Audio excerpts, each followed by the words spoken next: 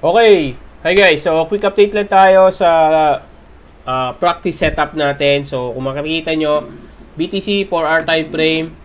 So, nag-long tayo dito from dito sa demand natin na 113. So, kung makikita nyo, nakuha yung first TP natin. So, ito yung sinasabi natin, di ba? So, once na ma-reject, magti-TP na tayo dito. Magsiset na tayo ng stop loss dito. Kumbaga, i-adjust natin. Now, so ngayon, kung makikita nyo, kinanti niya lang tong supply natin dito, tapos biglang bumaba. So, ang titignan natin dito, yung retest dito sa demand. So, once na mag-retest dito sa demand, ang next natin na long position is same pa din. So, magano pa rin tayo? 113,024.4. So, ayan yung ito, dito. 113, yan, 113,024. 113,024.4. So, yan, maglulong pa rin tayo dito. Yan, dito. Once na kunin niya tong demand ulit and i-reject niya. Pero kung babasagin niya yan, so medyo malalim ang kukunin yan. So, medyo malalim.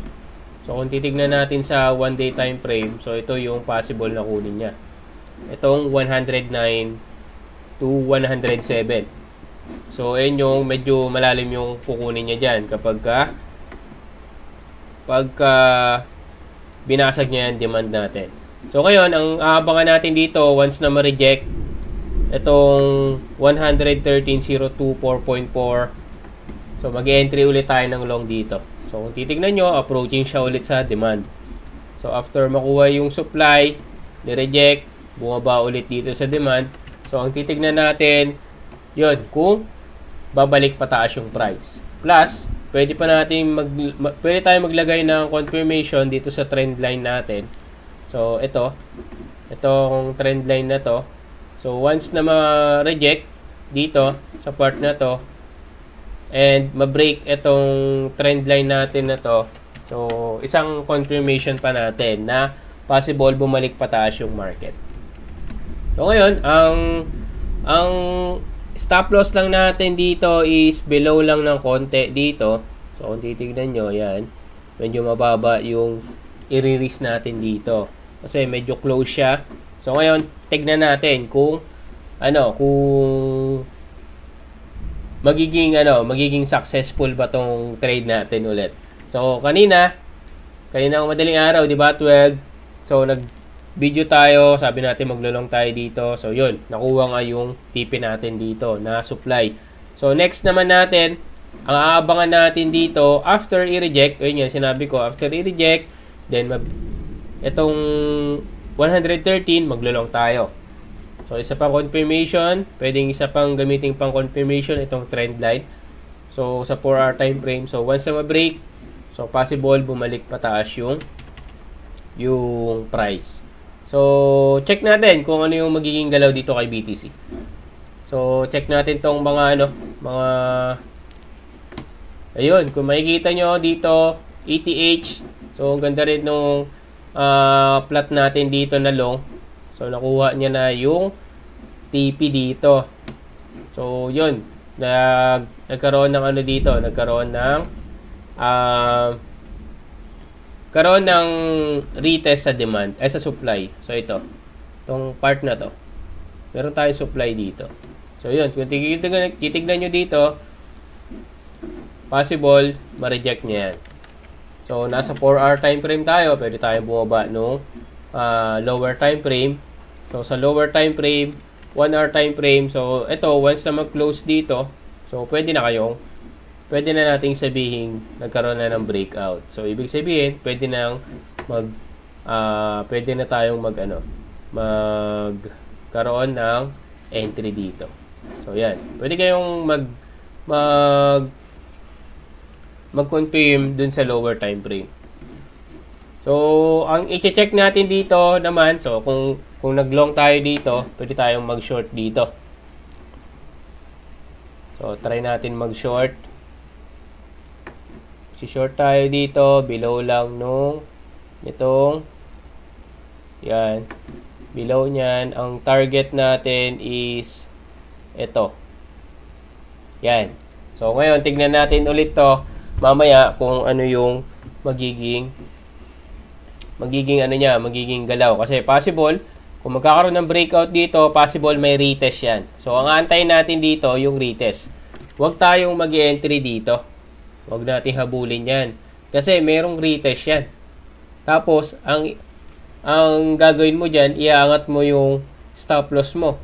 So, mas mataas yung risk mo. So, ngayon, ang gagawin natin, antayin mo. Antayin mong magkaroon ng retest dito. Antayin mo magkaroon ng retest dito sa supply. Bakit? Kasi nga, kung hahabulin mo yan, tataas yung risk mo. So, ibig sabihin, mas lalaki yung magiging talo mo once na hindi maging effective yung yung strategy mo, 'di ba? Pero kung hindi ka man makapasok diyan, tapos dire-diretso yung baba niya, so that's okay kasi wala sa setup mo eh. Antayin mo pumasok yung retest. So katulad nito, nagkaroon ng retest, 'di ba? Ayan, nagkaroon ng breakout dito, nagkaroon ng retest, tapos dumiretso pa baba. So, same lang din yan. After the breakout, wait for the retest. Then, pwede kang pumasok doon sa retest. So, kung yan, dire-diretso baba, that's okay. Kasi wala sa setup mo, okay lang. Antayin mo yung next. Maghanap ka ulit nung next na possible na kunin niya.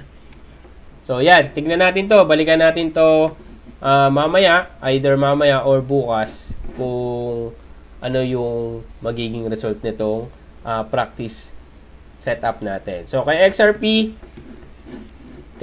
kung makikita nyo, ito, hindi lang siya totally na hit yung TP, pero kung titignan nyo, maganda yung naging natin dito, flat din nung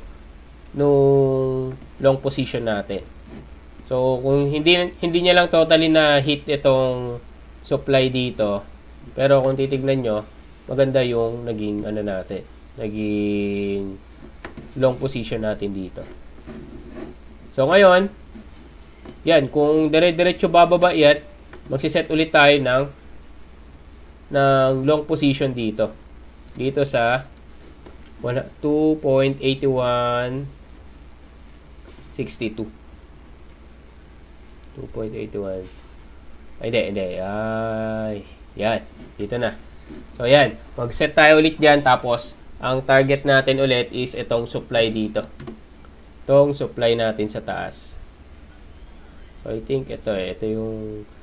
Ito yung hinabol nyo dito. Yan. So, mag-set lang tayo dito below. Then, antayin natin. Kung mare-reject ito, dun tayo mag-entry kay XRP. So, check natin ulit to. Balikan ulit natin yung practice natin dito. Kay Solana, kung titignan nyo, same lang din. Ganda ng long position natin dito.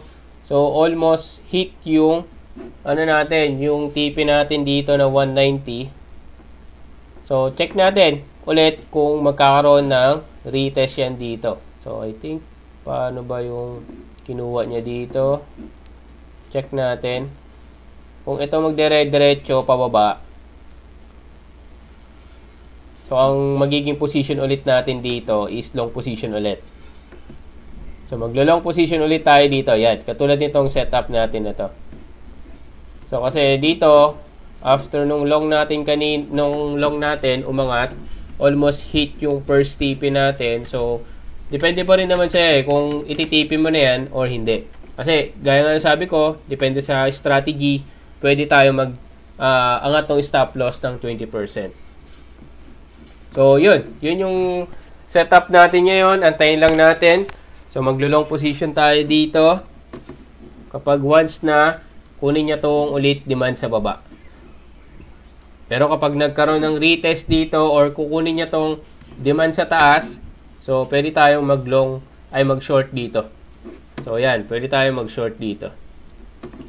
So, below this lang. Then, ang target is ito. Itong demand sa baba. So, ayan. So, dalawa yung setup natin dito. Ngayon, check natin to kung ano yung magiging galaw niya dito. Pero, laging pa-practicein, antayin nyo muna. Antayin nyo muna matouch tong supply or demand kapag pumasok sa loob ng zone. Then, magkaroon ng confirmation na rejection. So, pwede tayo mag-entry doon. So, yun. Tignan natin kung ano yung magiging galaw dito sa XRP, BTC, ETH, and Solana. Tapos, yun, yung news, no? So, parang, ang news, ayan, isa pa rin ito. Kaya siguro bumababa yung market dahil may mga nagsisell. So, BlackRock, nag-sell ng ETH. Tapos, meron tayong nabasa dito sa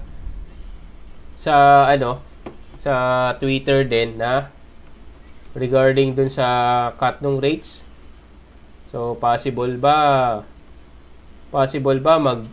mag-cut ng rates ngayon si Powell this September? Pero check natin na kung ano yung niya dito, kung ano yung magiging reaction. Pero may mga bali-balita din na with this year daw kumbaga wala daw chance na mag-cut ng rate this year. So di natin alam kasi that's a news. So di natin alam kung yung news is tama ba or hindi. So ang aabangan natin mamaya August 21. So August 21 USD. So yun, unemployment claims tsaka itong flash manufacturing PMI. So kapag kung gusto nyo malaman yung nito, yung effect sa crypto, so kausapin nyo lang si paring ChatGPT. So sasagutin kayo noon. So dapat alamin nyo to. Alamin nyo kung tumaas ba, ano yung magiging effect, kung bumaba, ano yung magiging effect. So abangan nyo to, 8:30 for unemployment and 9:45 for flash manufacturing. So, check natin. No? So, yun lang. Update lang tayo. So, ito. Nanood lang din ako kanina nung report dun sa FOMC minutes. So, check natin, no? Balikan natin to mamaya. So, yun. This is Kuya Ben Crypto. Peace out.